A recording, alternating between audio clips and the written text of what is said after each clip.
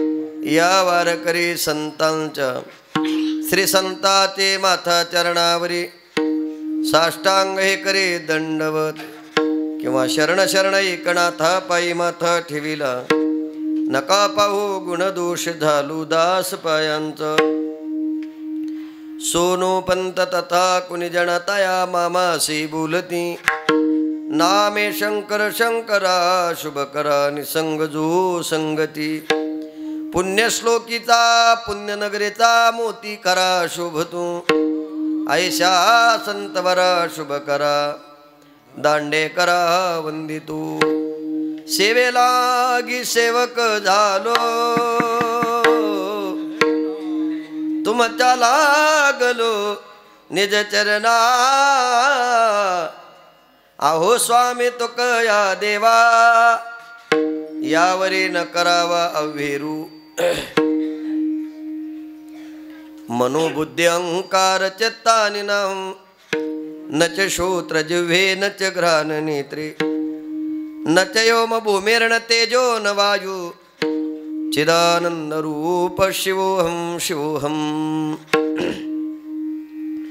धन्यते संसारी दयावंत जे अंतरी येथे उपकारासाठी आले घर जा वैकुंठी स्वर अजून कमी कर स्वर ते संसारी दयावंत जे अंतरी येथे उपकारासाठी आले घर जा वैकुंठी प्रस्तुत कीर्तन रूपी सेवे करता निवडलेला अभंग महान भगवत भक्त संत सम्राट विश्ववंद्य महाराष्ट्र भूषण असणारे देहूचे सुप्रसिद्ध साधू वैराग्याचे मूर्तिमंत पुतळे श्रीमंत श्री जगद्गुरु तुकाराम महाराज यांचा 4 चरणाचा सर्वांच्या परिचयाचा आणि पाठातला संतपर प्रकरणातील अभंग आहे। या अभंगामध्ये जगद्गुरु तुकाराम महाराज संसारिकाला धन्यता देतात।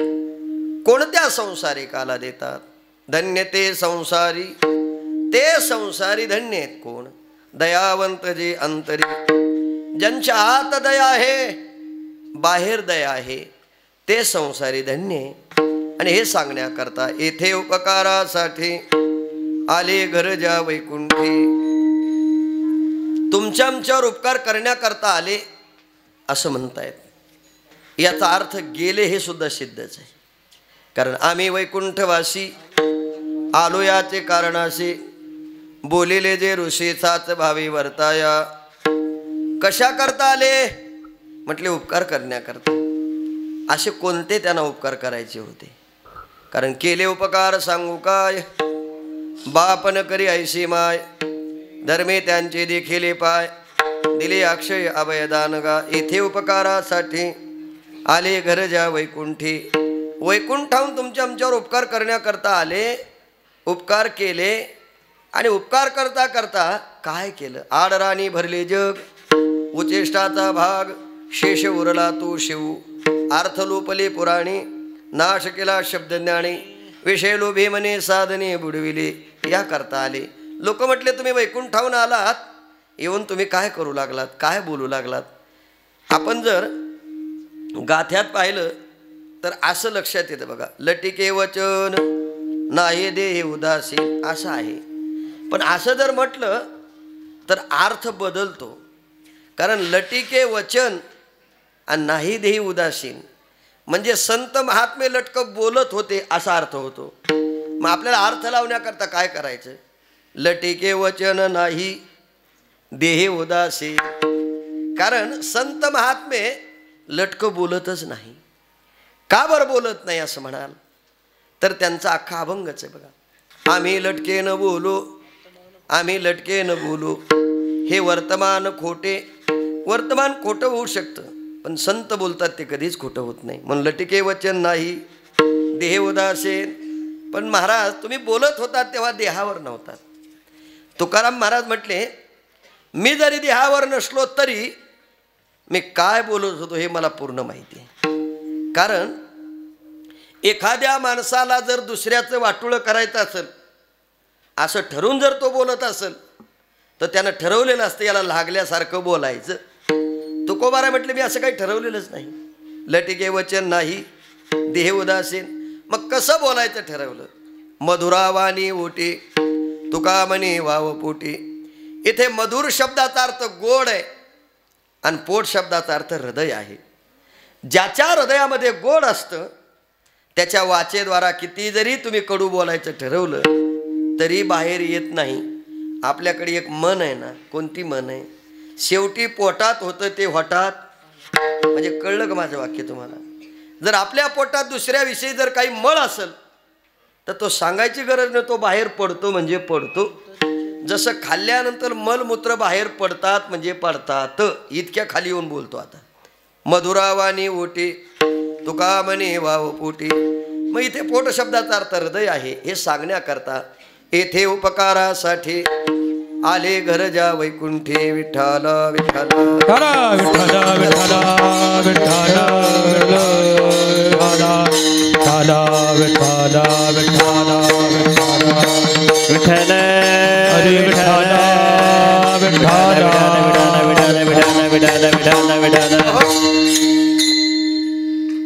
असा या अभंगाचा शब्दशः भाव मी आपल्यासमोर मांडलेला आहे. माझा थोडासा आवाज गोड कर, गोड. म्हणजे सर्वांना ज्ञात आहे मी अभंगाचा शब्दशः भाव आपल्यासमोर मांडलेला आहे. कीर्तनाला आरंभ करण्यापूर्वी थोडासा परिहार परिचय देणं गरजेचं आहे. तो असा, चालू असलेला महाशिवरात्री पर्व काळाच्या निमित्तानं अखंड हरिनाम सप्ताह स्थळ विठ्ठल रुक्मिणी मंदिर, हनुमान मंदिर, श्री क्षेत्र सारूळ या ठिकाणी अतिशय थाटामाटामध्ये हा उत्सव चालू आहे.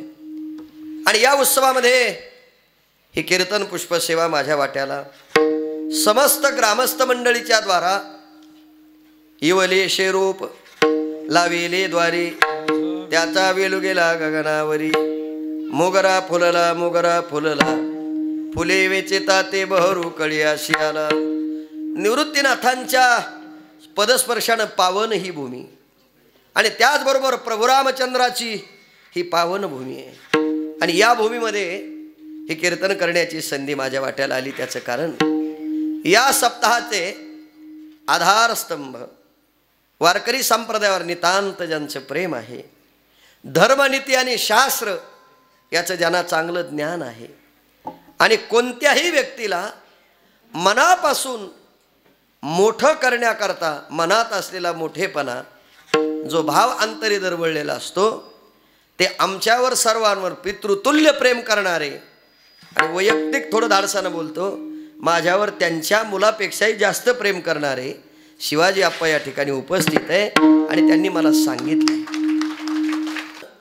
हे खरं सौंदर्य.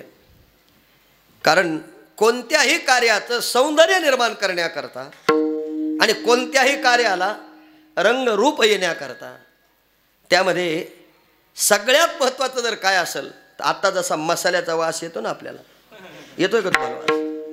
म्हणजे कोणीतरी नेतृत्वाने नियोजन करणारं पाहिजे. आणि तेही नियोजन करताना मार्गदर्शक म्हणून आपण ज्यांच्याकडे पाहतो ते निवृत्तीनाथ महाराज संस्थानचे विश्वस्त आणि माझे सहकारी मित्र, वारकरी संप्रदायातल्या अनेक कार्यामध्ये ज्यांचा हिरिरीनं सहभाग आहे आणि जे कार्य करत राहतात पण त्या कार्याचा मीपणा कधी वाटू देत नाही, असं आईचं हृदय असणारे माझे बंधुत्वातल्या नात्यातील आमचे हरिभक्तीपरायण राहुल महाराज साळुंके या ठिकाणी उपस्थित आहे. त्यांच्या मार्गदर्शनातून हे सगळं घडत आहे. त्याचबरोबर कार्यक्रमाकरता खरं सौंदर्य अजून जर कोणतं असेल, लावणी मृदंग श्रुती टाळ घोष सेवो ब्रह्मरस आवडीने या दृष्टिकोनातून या कीर्तनाकरता महाराष्ट्रातील नामवंत मृदंग सम्राट मृदंग अलंकार माझे गुरुबंधू आणि वारकरी संप्रदायाची निष्ठेनं सेवा करणारे निष्ठावंत आमचे हरिभक्तीपरायण सचिन महाराज या ठिकाणी उपस्थित आहेत. त्याचबरोबर उभ्या महाराष्ट्राला ज्यांचा आवाज काय आहे आणि तोही आवाज कोरोनानंतर आहे तसा ठेवण्याकरता भगवंतानं त्यांच्यावर केलेली ही दृष्टिक्षेपातली मोठी कृपा ते म्हणजे आमचे हरिभक्तीपरायण निळोबा महाराज सूर्यवंशी या ठिकाणी उपस्थित आहेत. त्याचबरोबर माझे दुसरे सहकारी मित्र गुरुबंधू परायण प्रकाश महाराज सुरवसे या ठिकाणी उपस्थित आहे. आणि आम्ही सोबत संस्थेत शिकत होतो आणि पाठालाही 4 वर्ष सोबत होतो. ते पगार महाराज इथं आहेत, माझ्या बरोबरीचा गडी आहे. तिच्या गड्याला विसरायचं नसतं. जसं महाराजांच्या भाषेत सांगतो आणि पुढे जातो, माझी गडी कोण कोण निवडा भिन्न यातोनी. शेवटी ते गुरुबंधू आहेत. आम्ही 96 ते 2001 पर्यंत जोग महाराज वारकरी शिक्षण संस्थेत सोबत शिकलो. इथे आहे, आनंद वाटला. आणि ही सगळी महाराज मंडळी वारकरी शिक्षण संस्थेतील आमचे हरिभक्तीपरायण गणेश महाराज त्यांच्या संस्थेतील ही महाराज मंडळ, सचिन महाराजांच्या संस्थेतील ही महाराज मंडळी या ठिकाणी उपस्थित आहे. आणि त्याचबरोबर संपूर्ण मुक्ताई म्हणून या ठिकाणी उपस्थित आहेत. त्या संस्थेतील म्हणजे इथे आपल्या जवळचंच त्र्यंबकेश्वर या ठिकाणी सर्व मुक्ताई या ठिकाणी उपस्थित आहेत. आणि मुळामध्ये कार्यक्रमाकरता तुम्ही सगळे श्रोतृवर्ग, आणि श्रोतृवर्गाशिवाय कार्यक्रम शोभून दिसत नाही.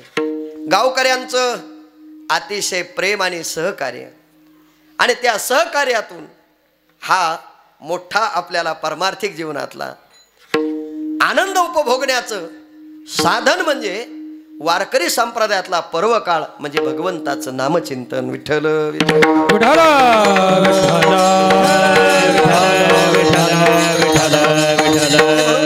याला तो अभंग जगद्गुरु तुकाराम महाराजांचा. या अभंगामध्ये जगद्गुरु तुकाराम महाराज संसारिकाला धन्यता देत आहेत. पण कोणत्या संसारिकाला? सोपं उत्तर आहे, धन्य ते संसारे दयावंत जे अंतरे, ज्यांच्या आत दया बाहेर दया ते संसारी आहे. पण आपण जर या कलियुगाचा विचार केला तर या कलियुगामध्ये संसारी म्हणायचं तरी कोणाला? शास्त्रामध्ये अशी व्याख्या केलेली आहे, पुनरपि जननम पुनरपि मरणम पुनरपि जननी जठरे शयनम य संसारे खलदुस्तारे कृपया पारे पाहि मुरारी भज गोविंदम भज गोविंदम भज गोविंदम मूढमते. अरे जन्माला येणं आणि मरणं हा संसार आहे. पण आता जन्माला येऊन जर मरायचंय याला जर संसार म्हणायचं तर जन्माला यायचंच कशा करता? विठ्ठल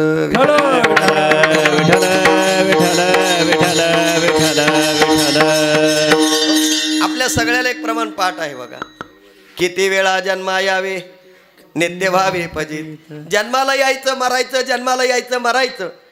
शास्त्रकाराला सांगता सांगता वेळ गेला, पण तुकोबाराने अवघ्या एका प्रमाणाच्या एका टोकात उत्तर देऊन टाकलं, किती वेळा. पण किती वेळा असं जर म्हटलं तर तुका म्हणे गर्भवासी सुखी घालावे कशा करता, गुण गाई नावडी हेच माझे सर्व जुळे. मग महाराज इथे प्रपंचिक माणसाची जर तुम्ही व्याख्या करत असाल, घरदार लेकरं बाळ बायको पोरं एवढीच व्याख्या करून चालणार नाही. कारण तुम्ही म्हणाल कसं काय, तर घरदार लेकरं बाळ हे सगळ्याच्याच जीवनात असतं, पण सगळ्याचा संसार तिथपर्यंत जाऊ शकेल असं काही नाही. तुकाराम महाराज हे संसारिक आहेत. तुम्ही म्हणाल संसारिक आहे असं तुम्ही सांगितलं, याला पुरावा काय? जनधन तन केले तृणाई समान.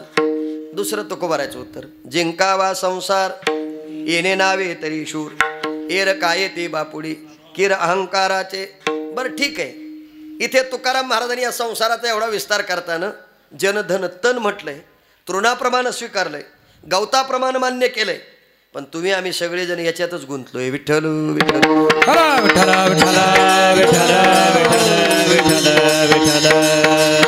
मला जास्त विस्तार करायचा नाही. सगळ्याच्या पाठातलं एक प्रमाण तुम्ही सगळ्यांनी ऐकलं असेल, या जगतामध्ये आपलं कोणी नाही. म्हणजे काय नाही, कोणी कोणाचं या जगात नाही हे माहिती असून सुद्धा माणसं प्रयत्नशील आहेत. नाही नाही रे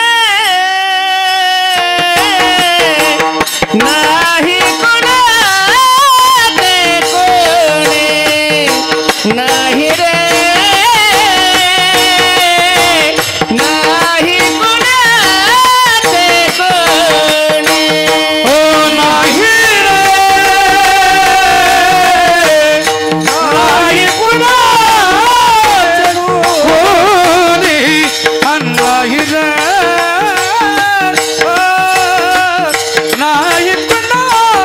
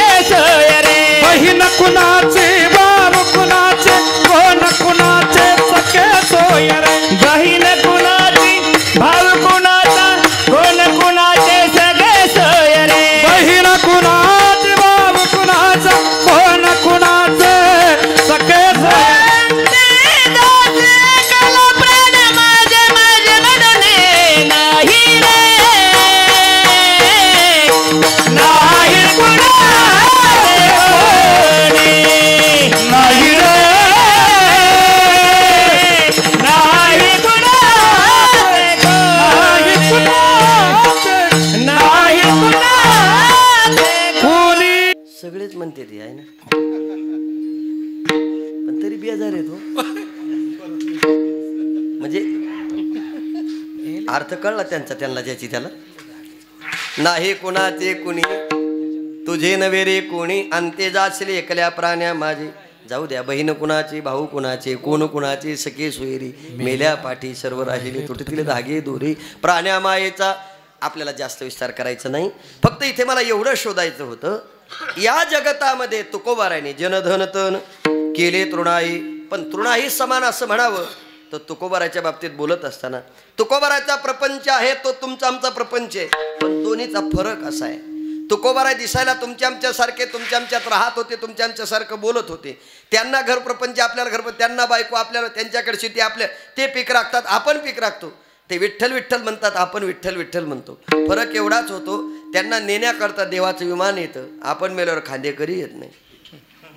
संपूर्ण बरोबर आहे काही? खरं सांगा बरं. तसा जर बारीक विचार केला तर कोणी आहे का? म्हणायचं असतं हे फक्त, कोणी कोणाला सांगत नाही. त्याकरता अजून एक प्रमाण सांगतो. समुद्र नदी नो हे पयगा, पाषाण मनो नये लिंगा, असत नवती जगा, माळला द्या जारे के.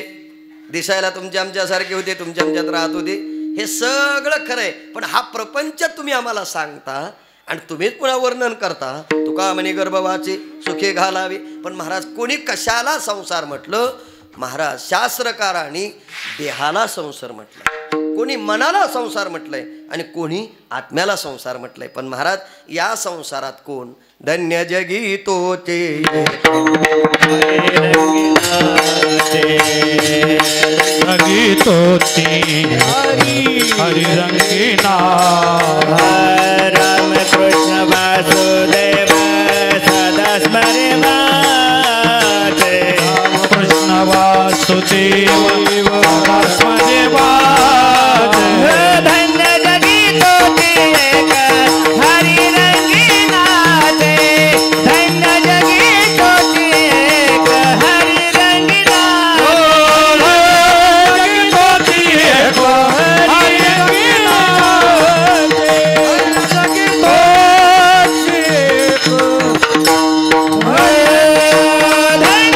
धन्य जगे तोचे एक हरिरंगे नाचे.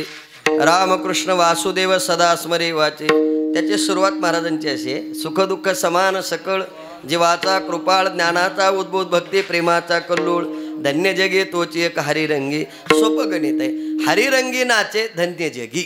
पण हरिरंगी रंगण्याकरता हरीच्या रंगात यावं लागेल ना. मग हरीचा रंग कुठे आहे म्हणले? सारोळला आहे. कुठे?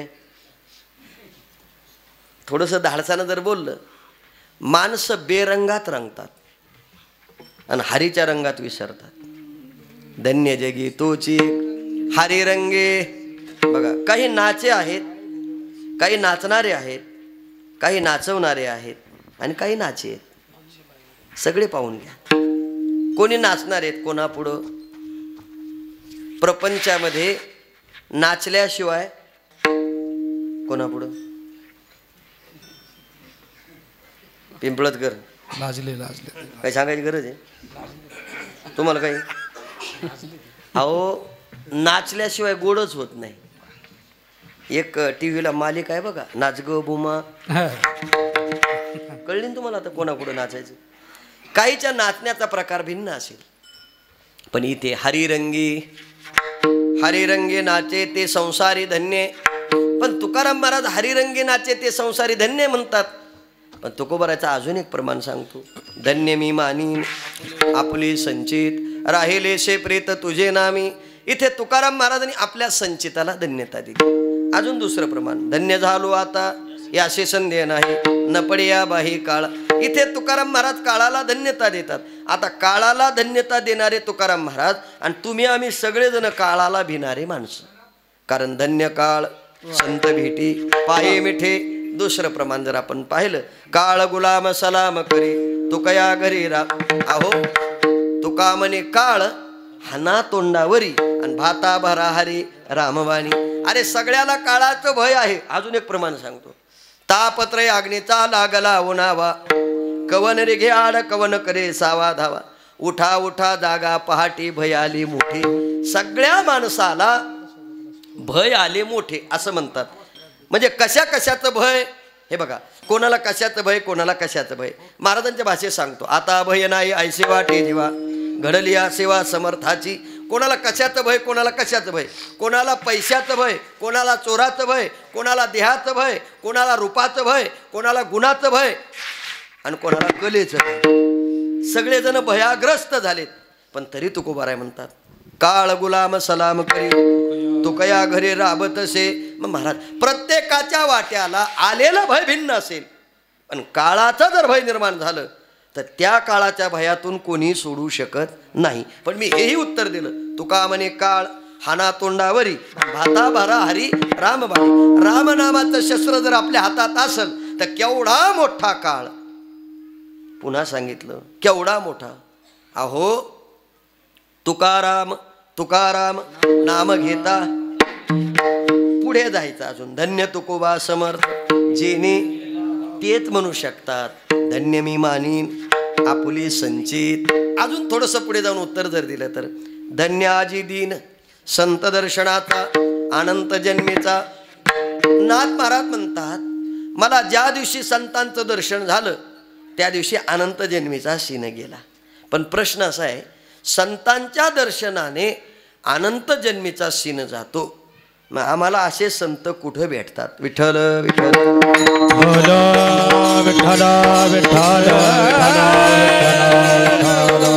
असे संत भेटतात कुठे?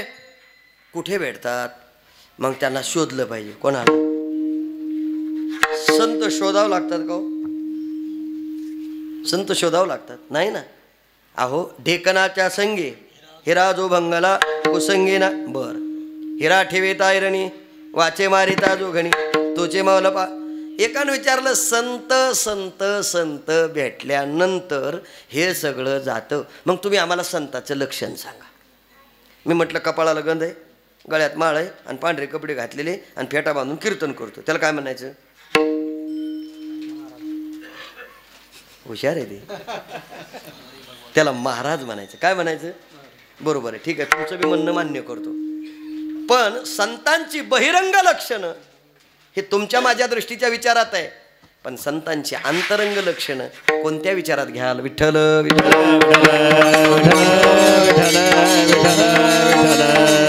हे बघा, सावता महाराज सतत शेतीमध्ये काम करायचे. मग शेतीत काम करताना ते काय करायचे? सामान्य माणसात सुद्धा ते महाराजांची वर्णन आहे बघा, कांदा मुळा भाजी अवघी विठाबाई, सगळं पाठ आहे सगळ्याला.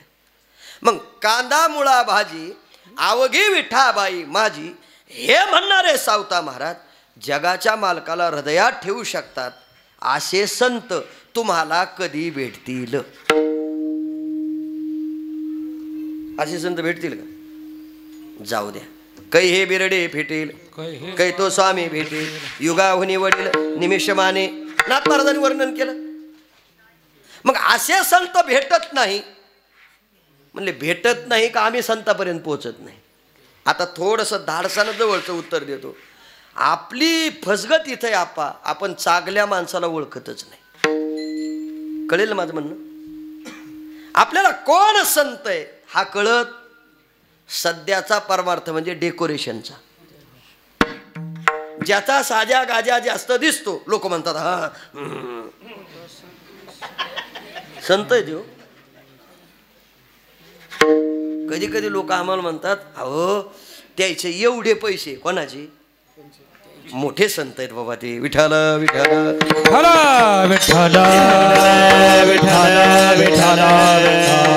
एक लक्षात ठेवा, पैशाची व्याख्या संतावर करू नका. पैशावर संताची व्याख्या करता येत नाही, श्रीमंतीवर संताची व्याख्या करता येत नाही. अजून बोलू का? नाथ महाराजा इतके श्रीमंत संत दाखवून द्या. तुमच्याकडे किती घर आहे? तुला 2 तोळे घेऊन पुन्हा सांगतो माझ्यासारखा कोणीच नाही. कसं काय शक्य आहे? मी 2 कारणानं विचारतोय तुम्हाला.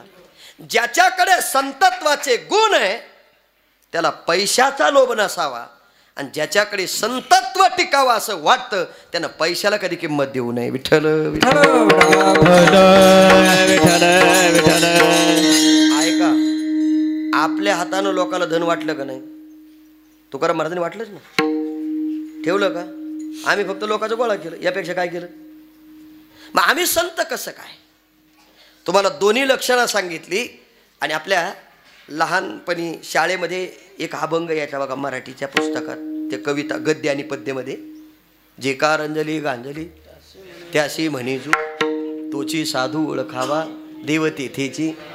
ते सगळं म्हणा तुम्ही आता. अंगा लावून या राख, मी कशाला सांगू इथे सगळं. विठ्ठल विठ्ठल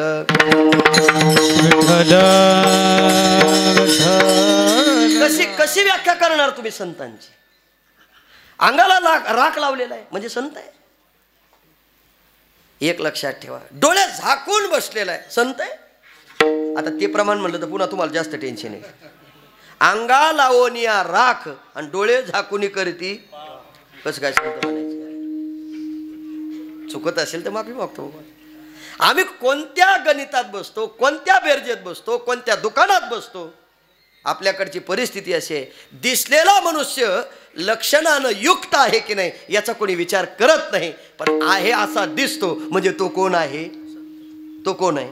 पंढरपूरच्या यात्रेत, निवृत्तीनाथाच्या यात्रेत भरपूर वारकरी चालतात, पण त्याच्यात काही वारकऱ्याचं रूप घेऊन चोऱ्या करणारे पण आहे का नाही? मग कोणाला म्हणायचं संत? फार आश्चर्याच्या गोष्टी आहेत, फार विचार करणाऱ्या गोष्टी आहेत. एक लक्षात ठेवा, खरे संत जगाच्या समोर येत नाही, आणि खरे जे संत अंतरंगान आहे ते देव सोडून जगात कोणालाच किंमत देत नाही, कोणालाच किंमत देत नाही. तुम्हाला काय म्हणायचं असेल तर तुमचा प्रश्न आहे. माझं मत एवढंच आहे, निवृत्तीनाथासारखे जगाच्या पाठीवर ज्ञानी कोणी नव्हते, पण ज्ञानोबरायांनी निवृत्तीनाथांना नमस्कार करून सांगितलं, दादा तुम्ही माझे गुरु आहात. पण ऐका, लोपली ज्ञान जगी, बरोबर, गहेनी प्रसादे निवृत्ती दातार ज्ञानदेवा. पण मी असं विचारतो, ज्ञानोबराय मोठे झाले, मग थोडस निवृत्तीनाथाला त्रास व्हायला पाहिजे होता. कशाचा?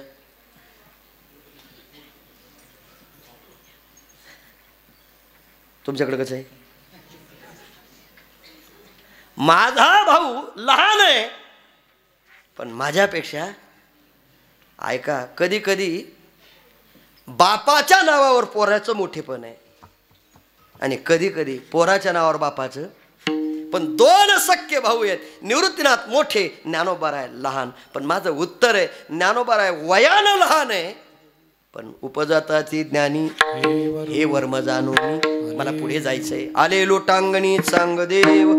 अरे जिथे मुक्ताबाई सारख्याच्या समोर चांगदेवाना नतमस्तक व्हावं लागलं, तिथे ज्ञानोबारायांनी निवृत्तीनाथांना गुरु म्हटलं. मी असं विचारतो, त्या निवृत्तीनाथांकडे असं अंतरंग लक्षण ज्ञानोबारायांना दिसत होतं. त्यांच्या दृष्टीने ते कोण होते? गुरु होते. त्यांच्या दृष्टीने ते देव होते. त्यांच्या दृष्टीने ते संत होते. आता तुम्ही तुमच्या पद्धतीनं आमच्याकडे पाहिल्यावर काय काय व्याख्या करायच्या, तुमचा प्रश्न आहे. कोणाच्या आत काय आहे कोणी सांगू शकत नाही. माझं उत्तर फक्त एवढ्या करताच होतं, नाथ महाराज सगळ्यात श्रीमंत आहे. अहो पण तरी सुद्धा ऐका, श्रीखंड्या चंदन उगाळूनी करी व श्रीगंगा. बरं जाऊ द्या ना, जगाचा मालक नाथ महाराजाच्या घरी पाणी वाहत होता किती वर्ष? आता एवढा मोठा अधिकार ज्यांचा आहे ते संसारिक आहेत ना, संसारित का नाही नाथ महाराज? मग तुकाराम महाराजाला वैकुंठाहून नेण्याकरता भगवंताचं विमान आलं, ते तुकाराम महाराज संसारिक आहेत ना? थोडा विचार करा, ते संसारिक आहेत ना? बरं जाऊ द्या, सावता महाराज, नामदेवराय, सगळ्या संतांचं सगळं चरित्र वाचा, पण अंतरंगाचा जर विचार केला तर आपण कोणीही कुठेही बसू शकत नाही. काही माणसं कपड्यानं मळके दिसतील, काही माणसं गोरे नसतील, आडनावाचे असून वेगळे, म्हणजे मी सोडून, गोरे नसतील, कपडे मळालेले असतील, पण त्यांचं अंतःकरण ईश्वरा इतकं पवित्र असतं. अशी माणसं आपल्या समाजात आहेत. माझं मत फक्त एवढंच आहे, तुम्ही अंतरंग कोणाचं ओळखू शकत नाही. आणि अंतरंगावर जाऊ द्या ना, एखाद्याचं घर पत्राचं असेल, मग पत्राच्या घरावर असणाऱ्या माणसाची सांपत्तिक बळाची संपत्ती किती असू शकते असं गणित करू शकता? एखाद्याच्या दारात एकही मोटरसायकल नाही, तो रोज सायकलवर दूध घालण्याकरता नाशिकला जात असेल, त्याची श्रीमंती सायकलीवर ठरवता. एखादा महाराज कीर्तनाला येताना बसमध्ये बसून येत असेल, त्याची संपत्ती तुम्ही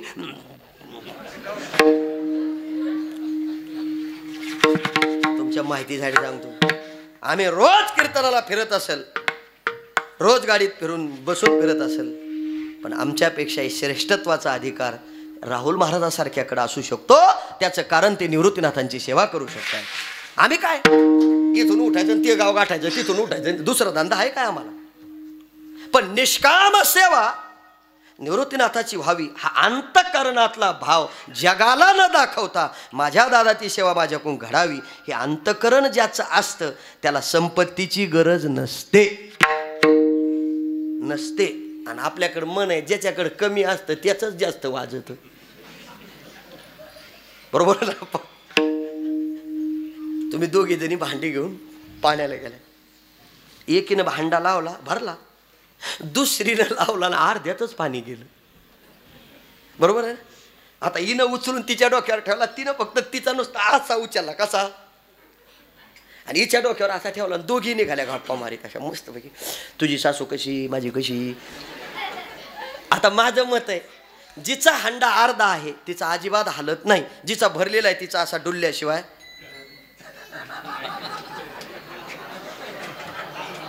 हा 70 साल का बच्चा आहे. आता कळलं की तुम्हाला माझं काय म्हणणं? अहो साधं गणित आहे, जिचा भरलेला हंडा आहे ती हात लावत नाही, हालत नाही, पण जिचा अर्धा आहे तो हल्ल्याशिवाय. एवढं ध्यानात ठेवा. कळलं तर पहा. अर्ध्या हळकुंडानं जास्त बेजार करतात आम्हाला. हे गाभोळे पारमार्थी का ना, गाभोळे म्हणजे गाभोळे कळले तुम्हाला? हरिपाठाचा पहिला अभंग पाठ आहे, शेवटचा मधले याच्या बापान पाठ नाही केलेले कधी, आणि ती आम्हाला भेटते. तुला माहिती आहे महाराज म्हणजे काय?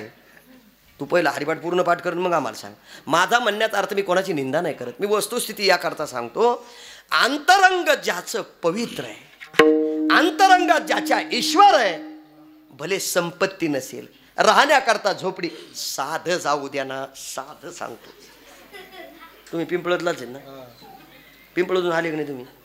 शिवराम बाबाकडे काय काहीच नाही. बरोबर आहे? 10 कोटीचं काम चालू आहे की नाही तिथे? जास्त असेल सरपंच, कमी नसेल. तुम्ही गावातून आले, जास्त असेल का नाही?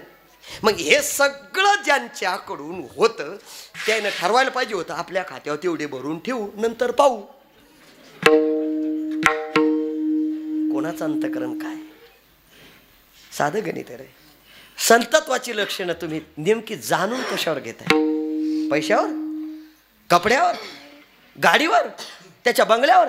अरे तुकाराम महाराजाकडे इतकी श्रीमंती होती, जगाला वाटून दिली, आणि शेवटी महाराजांनी वर्णन केलं, काय खावे आता, कोणीकडे जावे, गावात राहावे, कोपला पाटील गावीचे हे लोक आता. हे सगळं ज्यांच्या जीवनात घडत होतं ते तुकाराम महाराज, ते नाथ महाराज वर्णन करताना काय करतात? अनंत जन्मीचा सीन गेला. दुसरं प्रमाण, धन्याजी दीन झाले संताचे दर्शन, झाले पापा. तिसरं प्रमाण, आजी दिवस धन्य झाला, संत समागम पावला. आजी उत्तम झाले दर्शन संताचे. ज्या दिवशी नाथ महाराज म्हणतात मला संतांचं दर्शन होतो, तो दिवस माझ्या जीवनात धन्य आहे. अभंगाच्या पहिल्या चरणात धन्य रे धन्य ते संसारी, धन्य ते संसारी.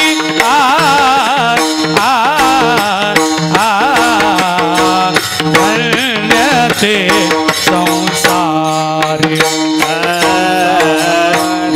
धन्य ते संसारी, धन्य ते संसारी, धन्य ते संसारी.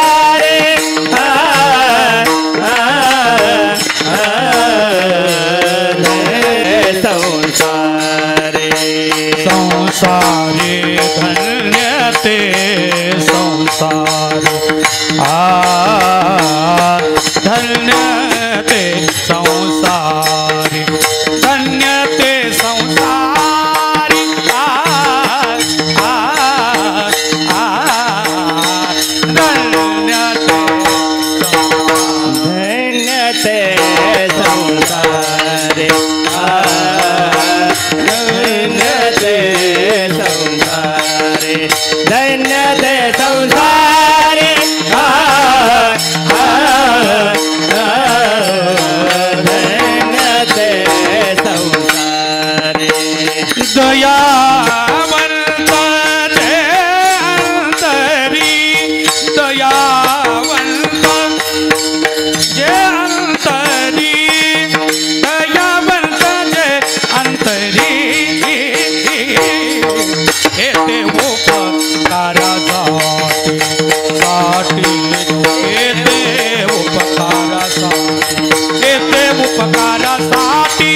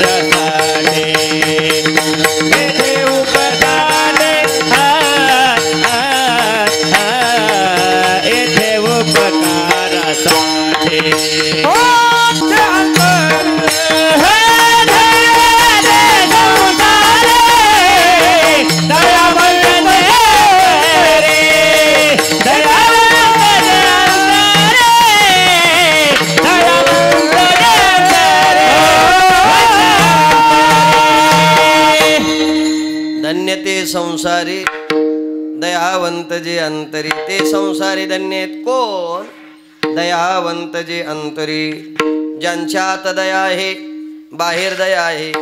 आता याच्यामध्ये दोन फरक करावे लागतील। आत दया असणं वेगळं आणि बाहेर दया असणं वेगळं। काही माणसाच्या बोलण्यात दया राहते पण वागण्यात नाही। काही माणसाच्या वागण्यात दया असते पण बोलण्यात संतांकडे दोन्ही बाजू। आता दया ती ऐशी पूर्ण चंद्रिका जैसी कोणती दया मऊ मेना होनी आम्ही विष्णुदास कठीण वज्रास भेदू ऐसे। कशी दया भले तरी देऊ काशेचे लंगोटी नाठाळाच्या। आता हे सगळं पाहिलं की भूतदया गाई पशुचे पालन तानिल्या जीवन। मी आपले 1-2 मिनिटं घेतो। आपले अलीकडच्या काळामध्ये माणसं दया करतात पण कोणावर करतात ऐका। देवाची दया वेगळी आहे, संताची दया वेगळी आहे आणि जीवाची दया वेगळी। देव त्याचं कार्य करतो मग त्याच्यावर दया करतो।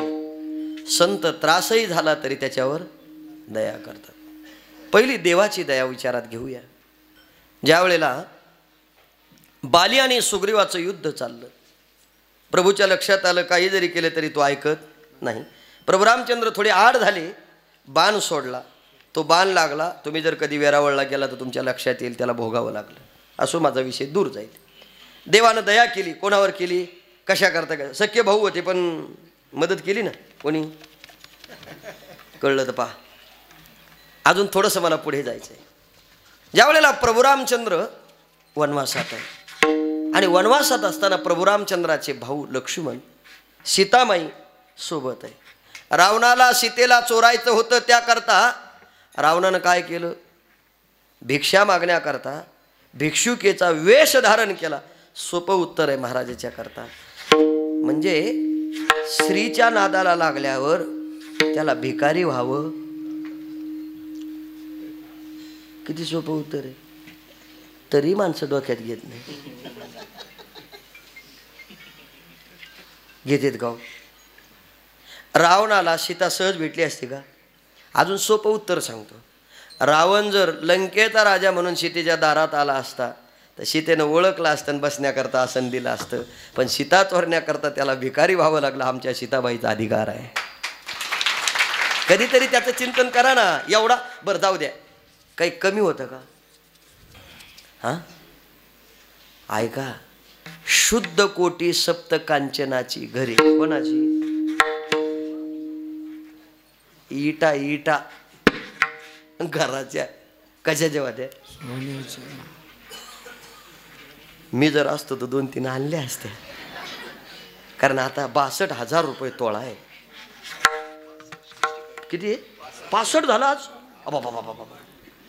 कोणाला जर इच्छा असली तर द्या. मग तुम्ही देणार नाही तसं काही काळजी करू नका. दातृत्वातली माणसं आहेत. माझं उत्तर थोडंसं पुढे जाईल निघून. मला फक्त इथे विचारायचंय, रावण दारामध्ये उभा आहे, भिक्षाटन करण्याकरता अलक निरंजन. सीतामाई भिक्षा देण्याकरता आली. सीतामाईला खांद्यावर टाकला, आकाश मार्गन घेऊन गेला. सगळा इतिहास सांगायचा नाही, सगळं चरित्र पाहायचं नाही, फक्त उत्तर नेऊन टेकवतो. सीता चोरून नेली, प्रभू रामचंद्राला कळालं आणि प्रभू रामचंद्राने झाडाला विचारलं, पक्षाला विचारलं. अजून भावार्थ रामायणात असं वर्णन केलेलं आहे. लक्ष्मण दादा तिथे बसलेले आहेत, प्रभू रामचंद्र इथे बसले आणि सगळ्या वरनं असं माळाचं पाणी येत होतं आणि ते पाणी असं वाहत असताना त्याचा आवाज झुळझुळ येतोय. त्यावेळेला प्रभू रामचंद्र लक्ष्मणाकडे पाहून प्रश्न विचारतात, लक्ष्मणा, पाणी किती वेगानं वाहत आहे, पण या वेगानं वाहणाऱ्या पाण्याला सुद्धा समुद्राची ओढ लागली आहे. लक्ष्मणा, कळलं तर पहा. काय म्हटले? त्यावेळेला लक्ष्मण दादा म्हणतात, प्रभू, एकदा डोंगरावरून निघलेला झरा समुद्राला जाईपर्यंत थांबत नाही. प्रभू, तुमची अवस्था मला कळते. तुम्हाला सीता भेटल्याशिवाय आता तुम्ही थांबू शकत. ऐका माझं वाक्य.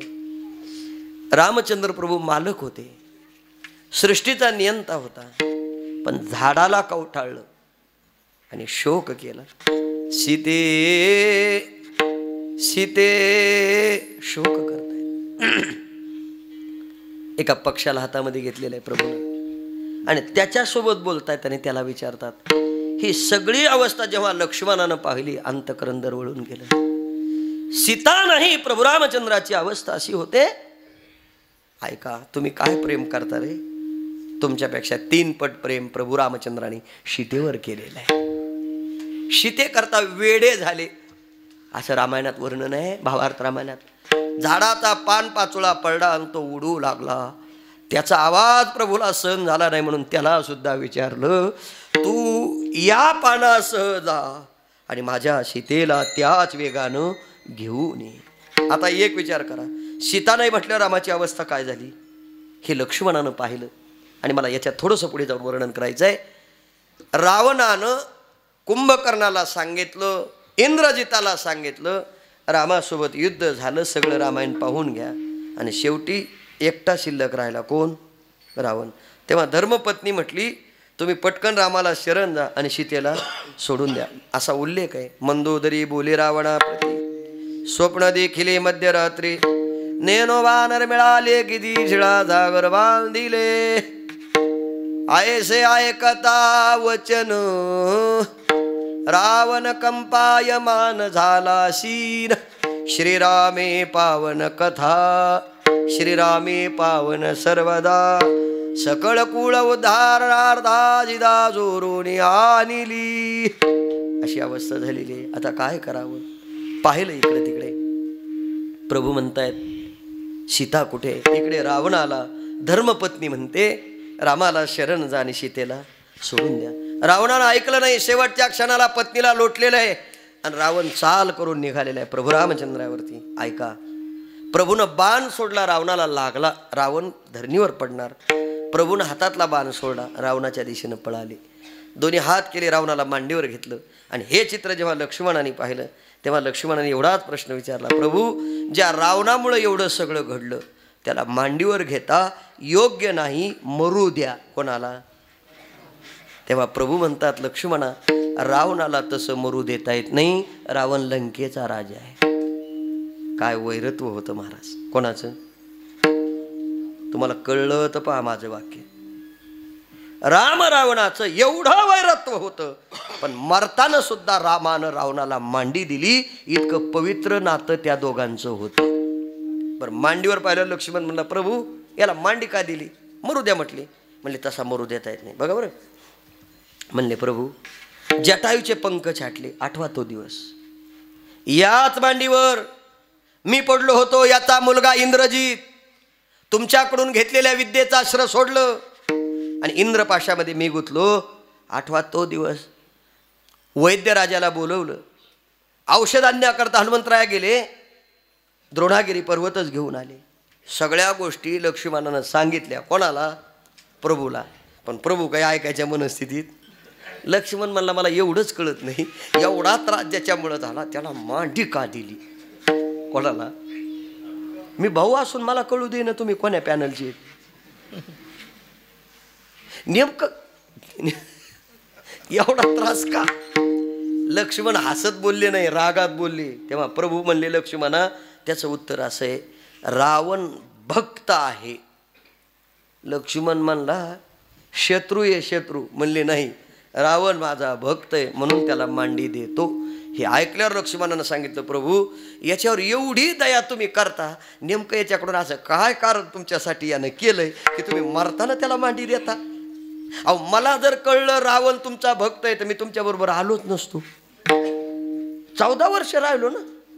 बरं, ज्यानं बायको चोरून नेली त्याला मांडीवर घेतलंय, पुन्हा बायको तुमची नेली भांडणं मी करतो, आणि ज्यानं नेली त्याला पुन्हा मांडी. ही कोणती दया? प्रभूने एका शब्दात उत्तर दिलं, रावण माझा भक्त आहे. लक्ष्मणानं विचारलं, भक्त आहे याला पुरावा? म्हटले काही नाही. रावण जेव्हा पूजा करत होता आणि पूजा करताना एक कमळ कमी पडलं होतं, तेव्हा रावणानं मला शिर दिलं म्हणून रावणाला मांडी देतो. ही देवाची दया. पण कधी केली दया? अगोदर त्याचं शिर घेतलं आणि मग त्याला मांडी दिली. कोणी? देवानं. म्हणजे थोडा फरक कोणात?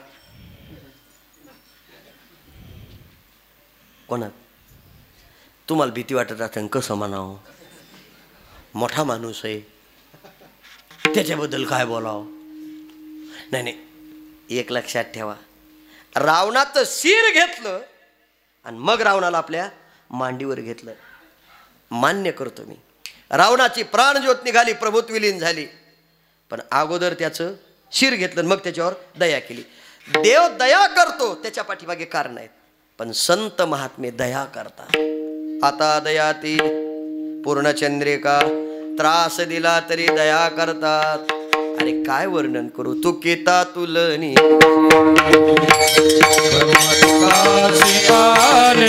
तुकिता तुलने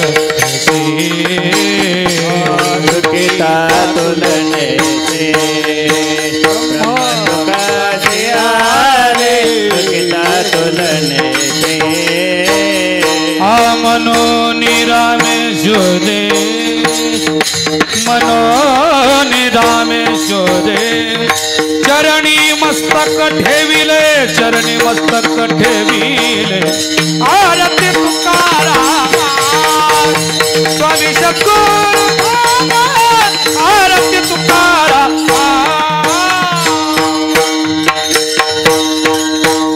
तुकिता तुलने से ब्रह्म तुकाशी आले, म्हणून रामेश्वरी. मी जास्त विस्तार करत नाही. तुकाराम महाराजांना ज्या लोकांनी त्रास दिला त्याने तुकोबराची आरती गावी. म्हणे रामेश्वर भट्टद्विजा, तुका विष्णू नाही का? त्यांनी त्रास दिला म्हणून काही तुकाराम महाराजांनी त्यांचं वाटोळं नाही केलं. लय वर्णन सांगताय. यवन अंगावरी थुंकला प्रसाद देवोनी. ऐका ना, नाथ महाराजांच्या अंगावर थुंकला, वाटोळं नाही केलं. माझी सगळ्या सामाजिक क्षेत्रातल्या, राजकीय क्षेत्रातल्या मान्यवरांना विनंती आहे, एखादा जरी आडवा गेला असेल तर विसरून जा. तेवढ्या पुरतं असतंय. केवढ्या पुरतं? नंतर आपलंच असतंय. अहो जिथं यांनी सोडलं तर आपण का सोडू नये? सोडलं पाहिजे का नाही? मग आता वर्णन तसं जर पाहिलं तर अंगावर थुकणारा भेटल्या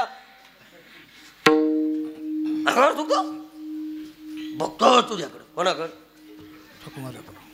आता म्हणायला पाहिजे होतं, पण नाही. थुकणारानंच पाय धरले नाथ महाराजाची. म्हणजे तुमच्या अंगावर थुंकलो. नाथ महाराज म्हटले रोज एकदा स्नान घडतंय, तुमच्यामुळे किती वेळा घडलं?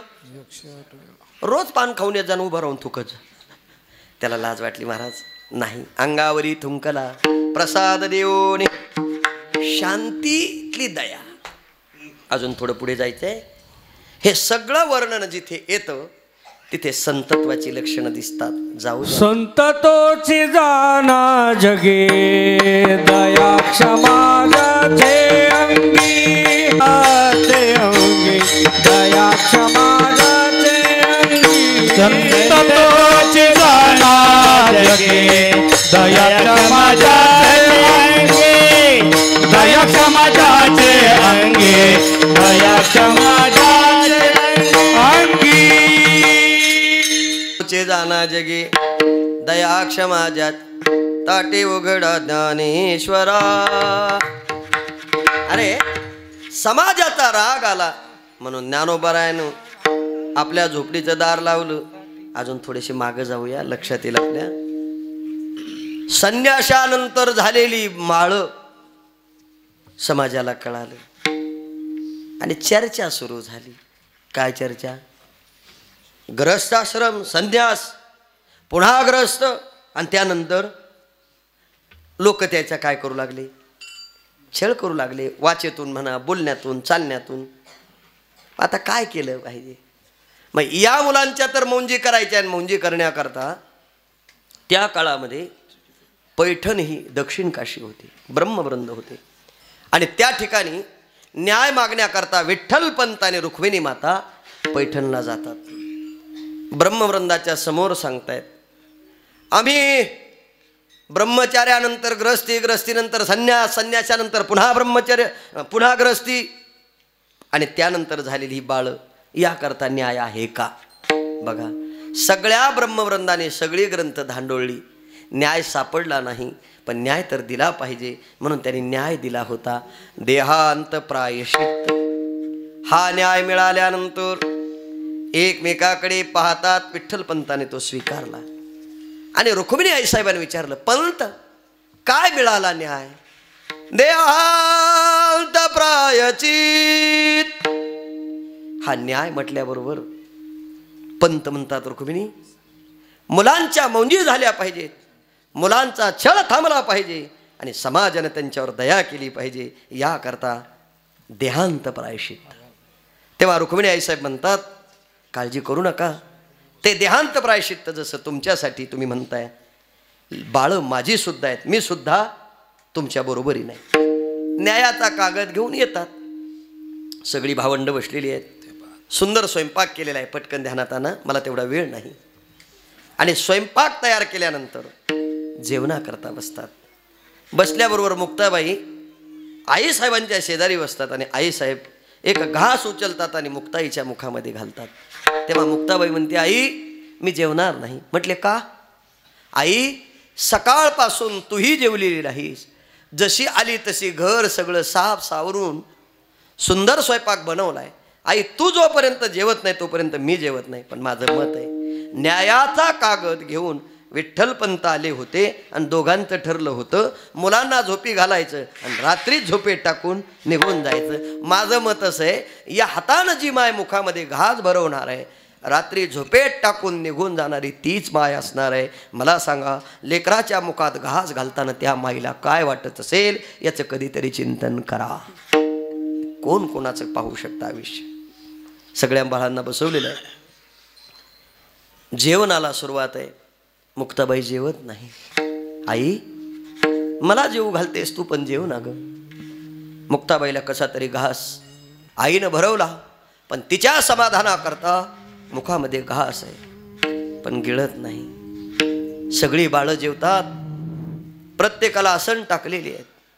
आणि मुक्ताबाईचा झोपण्याचा नियम असा होता, आईचा हात माने खाली घेतल्याशिवाय झोपायचं नाही, आणि दुसरा हात असा टाकायचा. सगळी बाळं एकमेकाच्या समोर झोपलेली आहे. बरोबर माध्यान्हाला पंत उठतात, पावलाचा आवाज येतात. आवाज आल्याबरोबर रुक्मिणी आईसाहेब उठतात आणि पंतांना हात जोडतात. पंत, न्याय तुमच्या करता नाही, न्याय माझ्यासाठी सुद्धा आहे. तेव्हा पंत एक वाक्य सांगतात रुक्मिणीला, रुक्मिणी बाळाला बाप नसला तरी चालेल, पण बाळाला पाठीवून हात फिरवणारी माय गरजेची आहे. ऐक, बाप निघून जरी गेला तरी माय 4 लोकांच्या घरी भिक्षा मागेल, पण लेकराला जेवू घालेल. हे काम बापाला शक्य होणार नाही. ऐक, रुक्मिणी पंताकडे पाहिलं. पंताची दोन्ही हात हातात धरली. माझं मत आहे, असा कोणताच बाप नाही आणि अशी कोणतीच माय नाही, आपल्या हातानं लेकरा बाळाला जीव घातलेलं आहे, आणि रात्री झोपेत टाकून निघून जाणारी माय या जगात मला नाही वाटत पुन्हा कोणी असू शकेल. वाट पाहतात. आवाज झाला. काही चरित्रात असा उल्लेख आहे, न्यायाचा कागद निवृत्तीनाथांच्या उशाला आहे आणि काही चरित्रात असा उल्लेख आहे, न्याय सांगितला. तुम्हाला कोणता स्वीकारायचा तो स्वीकारा, पण उशाला ठेवलेला कागद पाहिला नाही. आणि झोपेतून पंत जागे झाले. दार उघडलं. रुक्मिणी आईसाहेब निघतात. पंत म्हणतात, रुक्मिणी तुला मुलाला सोडून येता येणार नाही. शेवटी माये ना, जिची पिढी बाळ प्राण तेचा आईशी कळवळ्याची जाती करीला भाव. सगळी प्रमाण पाहना पोटी भार वाई त्याचे सर्व, हे सगळं सांगितलं. पण पंत उठल्यानंतर रुक्मिणी आईसाहेब निघतात. पण बघा, निवृत्तीनाथांच्या समोर जेव्हा रुक्मिणी आईसाहेब उभ्या राहिल्या तेव्हा हात जोडले आणि एक शब्द सांगितला, दादा तुम्ही मोठे आहात. झोपेत टाकून निघून आम्ही पती पत्नी चाललो, आमचा अपराध असेल, पण आजपासून या लेकराची जबाबदारी सर्वांची तुमच्यावर सोडते, क्षमा मागते. बघा किती विषय आहे. ज्ञानोबाराच्या पायाजवळ जेव्हा रुक्मिणी आईसाहेब उभ्या राहिल्या, दोन्ही गुडघे टेकवले, अश्रूंना वाढ दिली. बोलता येईल. ज्ञानांचं हृदय भरून आलं. ज्ञाना झोपेत टाकून निघून जाते म्हणून अपराध वाटत असेल, पण याच गावात तुम्हाला जर आनंदानं फिरायचं असेल तर आम्हाला न्याय स्वीकारावा लागेल. पण ऐक ज्ञाना, झोपेतून उठल्याबरोबर मुक्ताई आई म्हणून हाक मारेल. आजपासून माझ्या मुक्तीची आई म्हणून जबाबदारी तुम्हाला स्वीकारायची आहे. कोणाला सांगितलं? ज्ञानेश्वर महाराजांना. निवृत्तीनाथांच्या जवळ जेव्हा रुक्मिणी आईसाहेब उभ्या राहिल्या, डोळ्यातल्या अश्रूंना वाढ दिली. बोलणं थांबलं, कंठ दाटून आला. पण आता मला दुसरं यामधलं एक पात्र सांगायचं आहे. मला असं वाटतं कधी कधी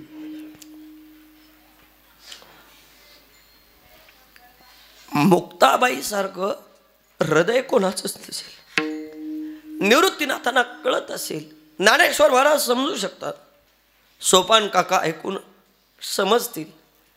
पण एवढ्या लहानपणी माय आणि बाप जेव्हा टाकून जातात तेव्हा त्या लेकराची, त्या मुक्ताईची अवस्था काय असेल. फक्त एवढंच विचारतो, कल्पना करा. फार तिथपर्यंत नाही, नुसती कल्पना करा. आपल्या जीवनातली आई आणि जर बाप गेले तर कल्पना करा किती दिवस विसरत नाही. अरे ज्या लेकराला समाज माहिती नसेल, ज्याला कोणी स्वीकारणार नाही हे सगळं माहिती आहे, त्या मुक्ताबाईनं सगळ्यापेक्षा लहान होत्या. मला असं वाटतं हे दुःख जर त्यांच्या वाट्याला येणार होतं, जन्मच का दिला? प्रश्न आहे ती सगळी. मुक्ताबाईच्या समोर जेव्हा रुक्मिणी आईसाहेब आल्या, गुडघे टेकवले दोन्ही. मुक्ताईच्या डोळ्याहून हात फिरवला, तोंडाहून फिरवला. मुक्ते झोपेत टाकून निघून जाते म्हणून अपराध समजू नकोस, पण बाळा आजपासून आई नाही पण तुझी जबाबदारी आई म्हणून ज्ञानदादाला देते. त्रास देऊ नकोस. मला असं वाटतं मुक्ताबाई त्रास देणार नाही, पण आईला असं का वाटत असेल त्याचं उत्तरच एवढं आहे, जी आई असते ती सगळ्या जबाबदाऱ्या सगळ्यावर सोडते आणि मग निघून जाते. अरे सोपं उत्तर आहे. दोन भावाच्या जरी वाटण्या झाल्या तरी माय लहान्यात का राहते हे उत्तर अजून कोणालाच कळलेलं नाही. मोठ्यात का राहत नाही? मोठ्याची मुलं मोठी, मग लहान्यातच एवढा जीव का गुंततो? शेवटी मायेनं त्याच्यामध्ये जीव गुंतला. बाहेर आल्या, दारापाशी येतात तेव्हा पंत म्हणतात, रुक्मिणी मला माहिती आहे तुला लेकरं सुटत नाही. अगं आपण दोघे जर गेलो तर या बाळावर कोण दया करेल? कोण दया करेल? मुळात संन्यासाची म्हणून लोक हिणवतात आणि आई बाप नसेल तर रुक्मिणी माझं ऐक, माझी मुक्ता कोणाला सांगेल ग दुःख? 3 भाऊ एकत्र बसतील पण मुक्ताईच्या भावना ओळखण्याकरता आई लागेल की नाही ग? असं वाटतं. दार उघडलं, पंत बाहेर जातात. रुक्मिणी आईसाहेब दाराच्या बाहेर येतात, दरवाजा उघडतात. शेवटी माय ना दार उघडलं आणि पुन्हा पळत जातं. तेव्हा पंत म्हणतात, रुक्मिणी मला माहिती आहे तू बाळाला सोडू शकत नाही. पण दरवाजाच्या जवळ पुन्हा येतात, दार असं लावतात, डोंकून पाहतात, एकमेकाला बिलगलेली बाळं, माध्यान्नाला रात्री झोपेत टाकून निघून जाणारी एवढी निर्दय काळजाची माय जगात मला वाटत नाही कुणी असेल. दोघं पती पत्नी निघून जातात. निवृत्तीनाथांना जाग येते. ज्ञानेश्वर महाराज जागे होतात. सोपान काका पाहतात आणि प्रश्न विचारतात, दादा आई नाही बाबा नाही. आवाज झाला आणि मुक्ताबाई जाग्या झाल्या. उठल्याबरोबर पहिला शब्द मुखातला आहे, आई. कोणी बोलत नाही. सोपान काकाचे हात धरले, सांगणारे आई कुठे. ज्ञानोबारायला विचारलंय, सांगणारे बाबा कुठे. आणि जेव्हा निवृत्तीनाथांच्या समोर मुक्ताबाई गेल्या तेव्हा हात जोडून फक्त एवढीच विनंती करतात, दादा तुम्ही मोठे आहात, रात्री आई नाही बाबा नाही याकरता जेव घातलं होतं, याकरता पूर्णाच्या पोळ्या केल्या होत्या का. नका दाखवू आई, नका दाखवू बाबा. मी अंते शोधून रात्री दार उघडून मुक्ताबाई कुठे फिरत असतील म्हणून सगळी भावंड मुक्ताबाईची समज काढण्याकरता आई वडिलांच्या शोधात जातात. माझं उत्तर फक्त इथेच आहे, यांचा छळ थांबला पाहिजे, समाजाने यांच्यावर दया केली पाहिजे, याकरता मायबाप देहांत प्रायश्चित्त घेतात. पण माझं मत एवढंच आहे, आईबापानं देहांत प्रायश्चित्त घेतल्यानंतर समाजानं यांच्यावर दया केली का. आज अभिषेक करून काय उपयोग आहे. विठ्ठल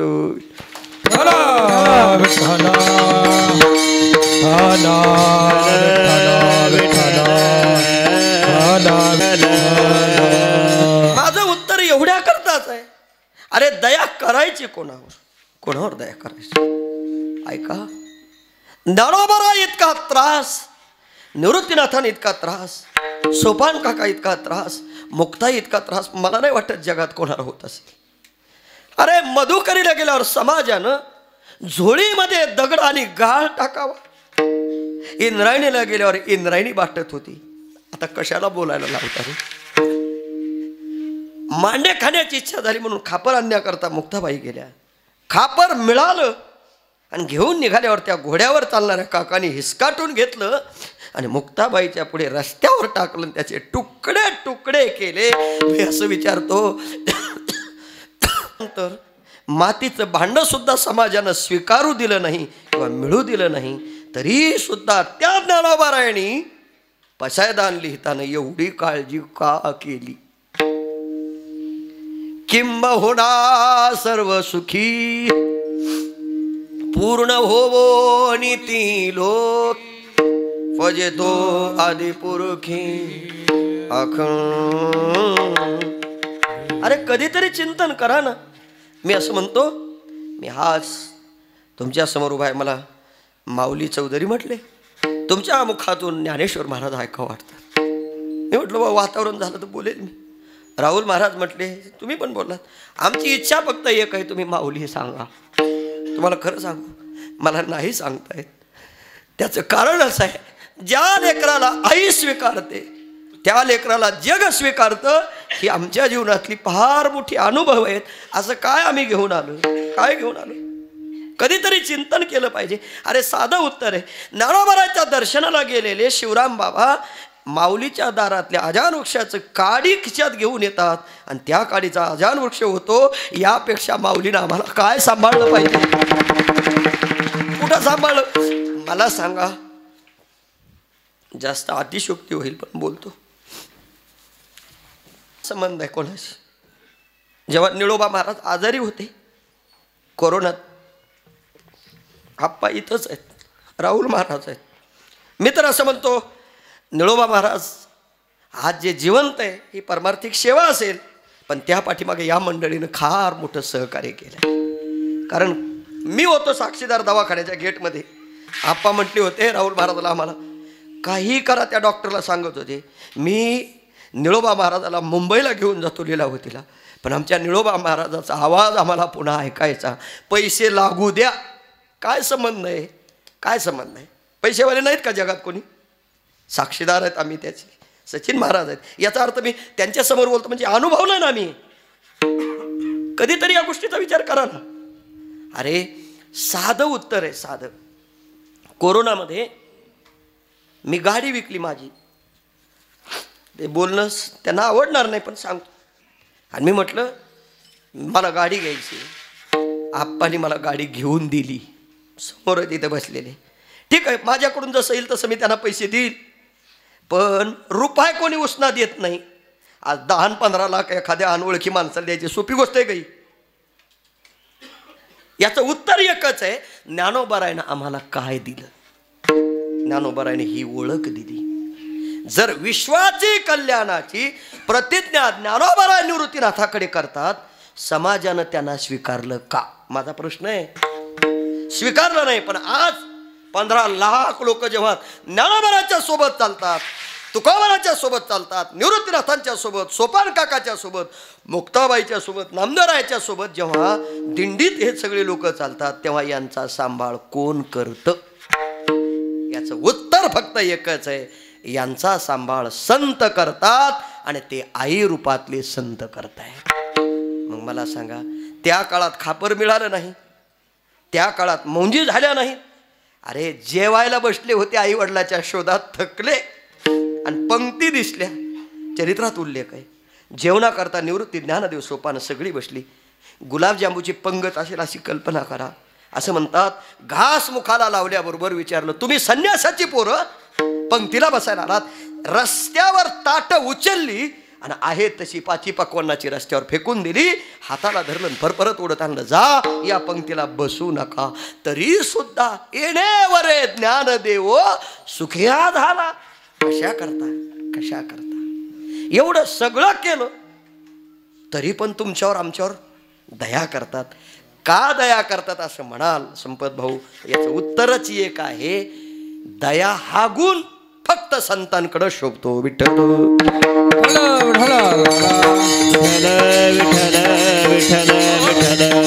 पण ही दया करण्याकरता अंतकरणामध्ये तशी असावी लागते. वरवर दया करणारे वेगळे, तोंडावून हात फिरवणारे वेगळे, पाठीवरून फिरवणारे वेगळे, पाठीवर थाप टाकणारे वेगळे, लढ म्हणणारे वेगळे, आणि दुःख झाल्यावर आईचा अंत करून जवळ करणारे सुद्धा वेगळेच आहेत. म्हणून दयावंत जी अंतरी. मग संताची दया, ती दया वेगळी नाही. आपला तो भाडू, दुसऱ्याचं ते कार्ट अजिबात करत नाही. ते काय करतात, आपला तो आपलाच आहे आणि दुसऱ्याचा तोही. काही माणसं दुसऱ्याच्या दुःखानं दुःखी होतात आणि काही माणसं दुसऱ्याच्या सुखानं दुःखी होतात. ऐका, दुसऱ्याचं दुःख माझं दुःख आहे हे अंतकरण ज्याचं असतं त्याच्यात भगवंताचा अंश असतो. म्हणजे अंतकरणात त्याच्या काय असते? दया असते. अशी दया ज्यांच्याकडे आहे ते संसारी सांगण्याकरता आलो. कुठून? अभंगाच्या दुसऱ्या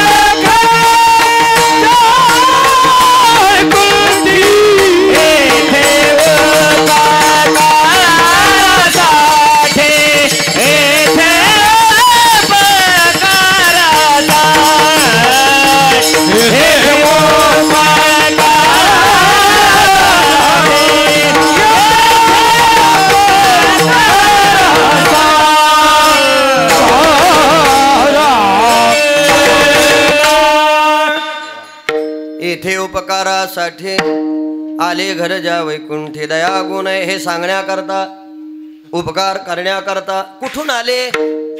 उत्तर दिलं वैकुंठाहून. मग काही लोक म्हणले वैकुंठाहून आले मग गेले होते का? ऐका ना, गेले होते का म्हणणारे माणसंच नाहीत आणि ते हिंदू पण नाहीत. तुम्ही म्हणाल कसं काय? सोपं. देवी विमान पाठविली कळीच्या काळा माझी अद्भुत वर्तविली मानव देह घेवोनी निज धामा. अजून प्रमाण सांगतो. आम्ही जातो तुम्ही उपासू द्यावी सकळा सांगावी. बरोबर ना? वाढ वेळ झाला वा पांडुरंग वैकुंठा श्रीरंग. म्हणजे गेले हे सुद्धा सिद्ध आहे. मग आले हे सिद्धच आहे. 3 वेळा तुकाराम महाराज वैकुंठाहून आले. 1 वेळा स्वतःच्या मुली करता म्हणजे भागीरथी करता, दुसऱ्यांदा निळोबराया करता आणि तिसऱ्यांदा संताजी महाराज जगनाडे यांच्या करता. सगळे पुरावे सिद्ध आहेत. बाबा गेली कोण्या गावा भागीरथी करी धावा. शेवाया केल्या तुकाराम महाराज गेले. भागीरथीला कळालं, अनुष्ठान मांडलं. बाबा येईपर्यंत म्हटले मी अन्न पाणी त्याग करते. तुकाराम महाराज वैकुंठात गेले. डोळे झाकले, भागीरथी दिसली.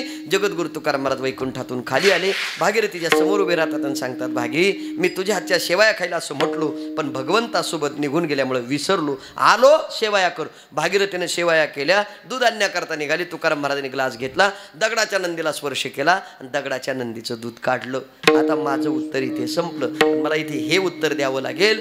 वैकुंठाहून परत येणारा बाप लेकी करता याच भारत देशात आहे आणि परत आल्यानंतर दगडाच्या नंदीचं लेकीसाठी दूध काढणारा बाप याच भारत देशात आहे. किती लेकीला कळाला एवढी फक्त विनंती आहे. किती लेकींना कळाला? म्हणजे माझा म्हणण्याचा अर्थ असा आहे, आताच्या काळातल्या पोरीला कळल असं मला वाटत नाही. असं मला वाटत म्हणजे असं म्हणतो फक्त, असं मला वाटत नाही. पण कळलं तर फक्त लग्न लावूच तर रडत्यात, नंतर काही नाही. पण असं म्हणतात लेकीशिवाय बाप शोभतच नाही. पोरगा नसला चलतो पण पोरगी, कारण पोर भांडत येतो. एवढं काय त्याला? पोराचं ATM आलं की तो बापाच्या बँकेची चौकशीच करीत नाही.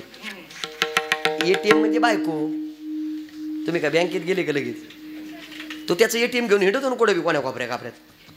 पण आयुष्यभर जरी नवऱ्याच्या घरी गेली तरी बापाचा निरोप आल्यावर हाकेला उडी देणारी कोण असते? लेक. म्हणून बाबा गेली कोण्या गावा. तुकोबरा वैकुंठाहून आले. 1 पुरावा.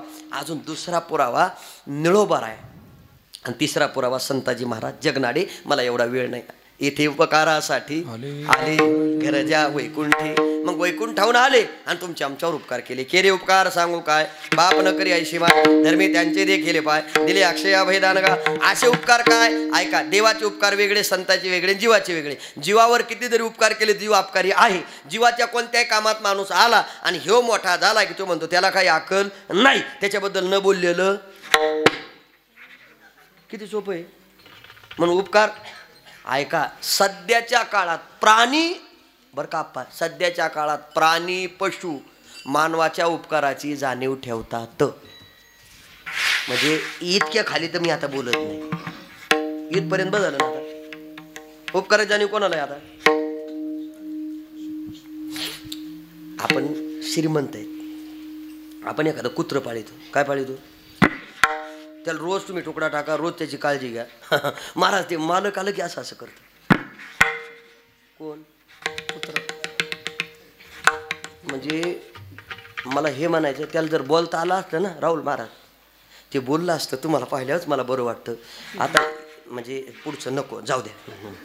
उगं कोणाला राग येईल माझा. म्हणण्याचं उत्तर एवढंच आहे की पशु प्राणी भाकर तुकडा दिला तर उपकाराची जाणीव.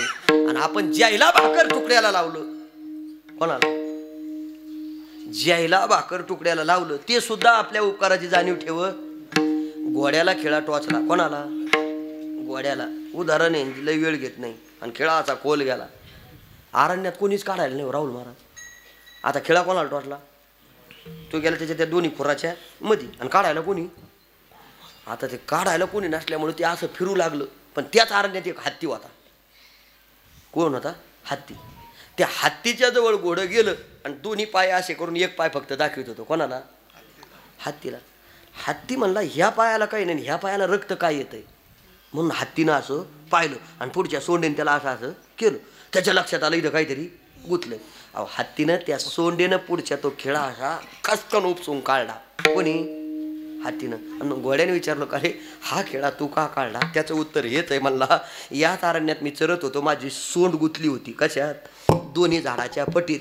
तेव्हा ती सोंड मला निघत नव्हती, तेव्हा तू याच पायानं ती फांदी फाटळली माझी सोंड सोडली. एवढीच फक्त काम तुझ्यासाठी मी केलं. कोणासाठी? तुम्हाला कळलंय का नाही कळलंय? माझी एवढं जर कळत असलं तर पुढचं वागा. सत्य घटना आहेत ना, एवढं कळत असलं आपण वागलं पाहिजे ना. म्हणून महाराज म्हणतात उपकार कोण कोणावर करतं यापेक्षा आईचे मुलावर, बापाचे मुलावर, बायकोचे नवऱ्यावर सगळ्या घटना जर शोधल्या तर उपकाराची परतफेड प्रत्येकाकडे आहे, पण संताकडे नाही. म्हणून येथे उपकारासाठी आले घर जा वैकुंठी. वैकुंठाहून येऊन काय सांगितलं? लटिगे वचन नाही देह उदासीन. महाराज म्हटले आम्ही लटकं बोलत नाही. म्हणले कसं बोलतात? कसं बोलतात असं म्हटलं की शेवटच्या चरणात मधुरावानी बोटी, मधुरावानी बोटी,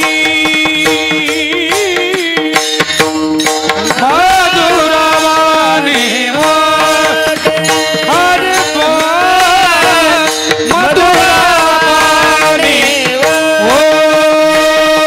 तुका म्हणे वावा पोटी, तुका म्हणे वावा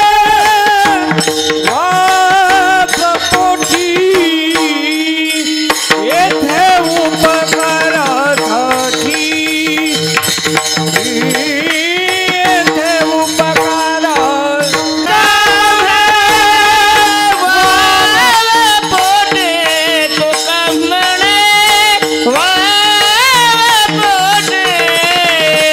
येथे अर्थ गोड आहे आणि पोट शब्दाचा अर्थ हृदय आहे. गोड काय? गोड तुझे रूप, गोड तुझे नाम, दे मज प्रेम. आता गोड भगवंताचं रूप, गोड भगवंताचं नाव ज्याच्या गोड मुखात असतं, कोणाच्या? ज्याच्या हृदयात गोड राहतं त्याच्या. मधुरावाणी पोटी तुका म्हणी वाव पोटी, इथे उपकारासाठी आले गरजा वैकुंठी. विठोबा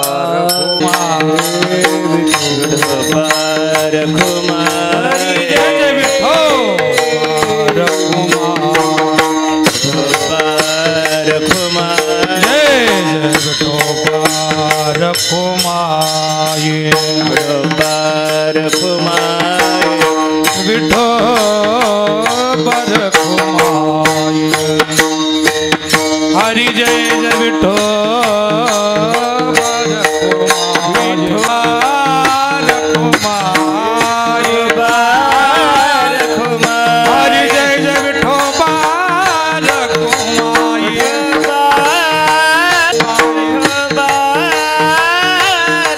हरि विठो बार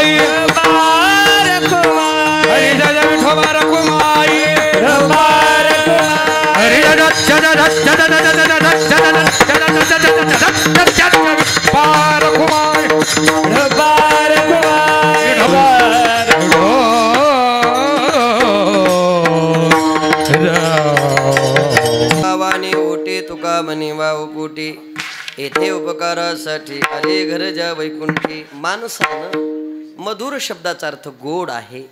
एखाद्याबद्दल नाही बोलता आलं तर आबोला आहे. पण ज्ञानोबराय म्हणतात साचा निमवाळ मितुले आणि रसाळ शब्द जैसे कल्लोळ अमृताचे. निळोबराने असं म्हटलं बोलू ऐसे बोले जेने बोले विठ्ठल डोले प्रेम सर्वांगाचे ठाई वाचे विठ्ठल रुखुमाई. नाथ बाबा म्हटले हरी बोला भांडता हरी बोला खंडता उठता बैसता हरी बोला.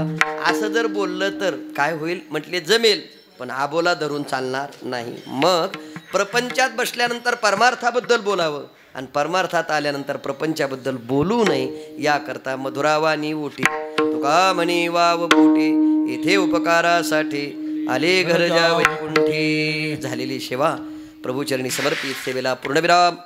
चुकला असेल तर क्षमा मागतो. बरोबर असेल घेण्याचा प्रयत्न करा. 7 ते 9 कीर्तन आहे. थोडंसं 10-5 मिनटं मागं पुढे झालं असेल परंतु तुम्ही सगळेजण या ठिकाणी आलात. यावर्षी एवढा छान असा सुंदर नामयज्ञ सोहळा या ठिकाणी होतोय. खरं म्हणजे या सगळ्याची शोभा जर काय असेल तर एकदा टाळी वाजून ही सगळी विद्यार्थी महाराज मंडळी ही त्याची शोभा.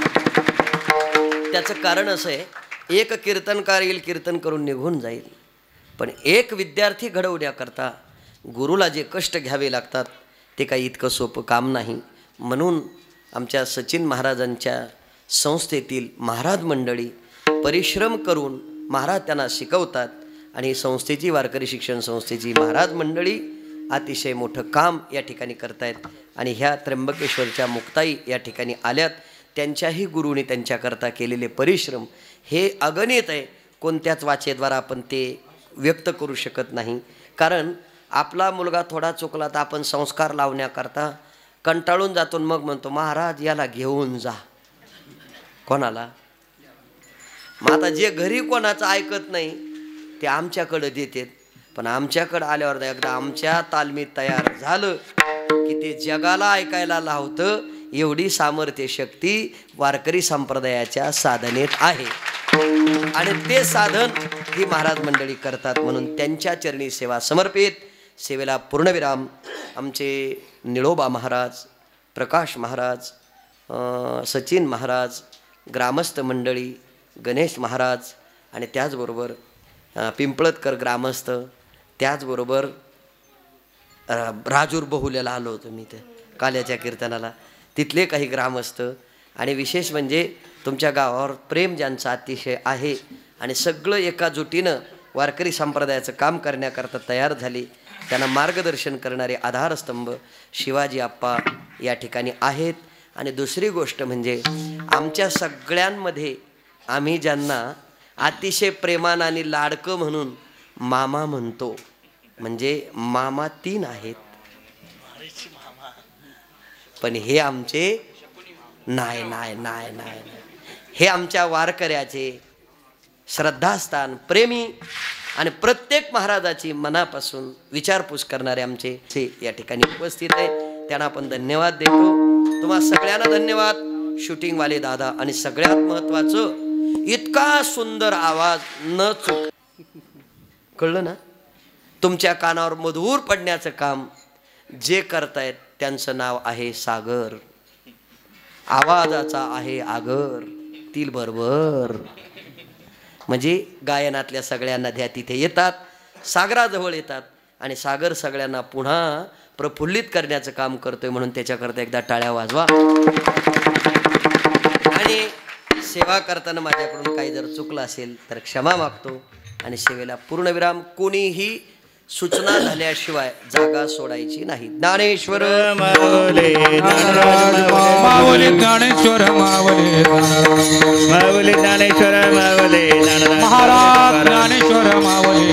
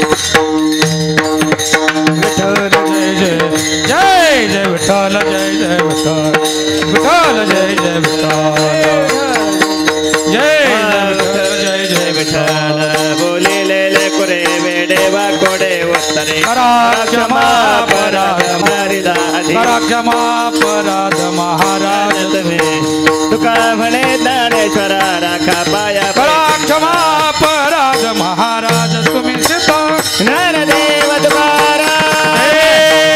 तुकाराम हरी गोसावी विठ्ठल पंढरीनाथ भगवान की जय माऊली ज्ञानेश्वर महाराज श्री गुरु निवृत्तीनाथ महाराज की आहे त्या जागेवरती बसा सर्व विद्यार्थी मित्र सारूळ या गावामध्ये संपन्न होत असलेला भवदिव्य असा अखंड हरिनाम सप्ताह आणि या सप्ताहामध्ये महाराष्ट्रातील एक नामवंत कीर्तनकार जोग महाराज वारकरी शिक्षण संस्थेतील एक आदर्श विद्यार्थी आणि संपूर्ण महाराष्ट्रभर आणि महाराष्ट्राच्या बाहेर ज्यांनी कथा कीर्तन आणि प्रवचनाच्या माध्यमातून वारकरी संप्रदायाची एक आगळी वेगळी पताका निर्माण केली असे आदरणीय हरिभक्तीपरायण गोविंदजी महाराज गोरे यांच्यासाठी आपण जोरदार टाळ्या वाजवून आपण त्यांचं स्वागत करूया. भक्तीपरायण गोविंद महाराज गोरे यांचे कथा कीर्तन आपण नेहमी श्रवण करत असतो. आरंदी या ठिकाणी राहत असताना अत्यंत गरिबीच्या आणि हलाखीच्या परिस्थितीवर मात करून इंद्रायणीच्या काठावरती ज्ञानोबा तुकोबांच्या आशीर्वादाने आदरणीय महाराजांनी अत्यंत कमी वयामध्ये खूप मोठं नावलौकिक कमवलं आहे. महाराष्ट्रातील नवोदित कीर्तनकारांपैकी ते एक कीर्तनकार आहेत आणि गोविंद महाराज गोरे यांचे माझ्यावर अगणित असे उपकार आहेत. कारण महाराजांनी कालही सांगितलं मित्र कसा असावा, त्यामध्ये आज मी जे काही उभा आहेत जे काही बोलतो आहेत ते ज्ञानोबा तुकोबांचे आईवडिलांचे आशीर्वाद आहेच, परंतु त्याबरोबर हरिभक्तीपरायण आमचे मधुकर महाराज शेलार, गोविंद महाराज गोरे, निळोबा महाराज सूर्यवंशी, सचिन महाराज, आमचे गोकुळाबा महाराज यांचं खूप माझ्यावर उपकार आहेत. त्यांच्यामुळे मी हे धाडस करू शकलो आणि आज प्रत्येकाला रोजगाराची एक काहीतरी गोष्ट जे माणूस देतो त्या माणसाला तो आपल्या आयुष्यातील सर्वोच्च व्यक्ती समजत असतो. म्हणून ज्यावेळेस माझ्यावर अनेक संकट आले त्या संकटातून महाराजांनी मला मार्गदर्शन केलं आणि स्वानंद विश्वदर्शन तीर्थयात्रा नावाची फर्म त्यांनी ओपनिंग करून दिली आणि आज 8 वर्षापासून मी महाराष्ट्र आणि महाराष्ट्राच्या बाहेर आणि भारताच्या बाहेर तीर्थयात्रा करतोय. ते उपकार फक्त गोविंद महाराज गोरे, मधुकर महाराज शेलार आणि माझ्या सर्व मित्रमंडळींचे आहे. महाराज आपलं या गावावरती नितांत प्रेम याही पुढे अशी अपेक्षा व्यक्त करतो आणि हा धर्मसोहळा संपन्न होत असताना या कार्यक्रमासाठी हरिभक्तीपरायण निवृत्ती महाराज कापसे उपस्थित झाले. आपण जोरदार टाळ्या वाजवायच्या आहेत. त्याचप्रमाणे पिंपळद गावचे वारकरी संप्रदायामध्ये ज्यांचं मोलाचं योगदान सहकार्य असतं आणि ज्याही वेळेस कुठलेही मोठे मोठे कार्यक्रम होतात ज्यांना आवर्जून हाक मारल्यानंतर ते अगदी मदतीपासून उपस्थित राहतात असे माझे जिवलग मित्र आणि नाशिक जिल्हा पोलीस पाटील संघटनेचे अध्यक्ष श्री सोमनाथ भाऊ बेजेकर या ठिकाणी उपस्थित, त्यांच्यासाठी आपण जोरदार टाळ्या वाजवायच्या आहेत. त्याचप्रमाणे पिंपळदचं सर्व भजनी मंडळ या ठिकाणी उपस्थित आहे, त्यांच्याही मनापासून आभार व्यक्त करतो.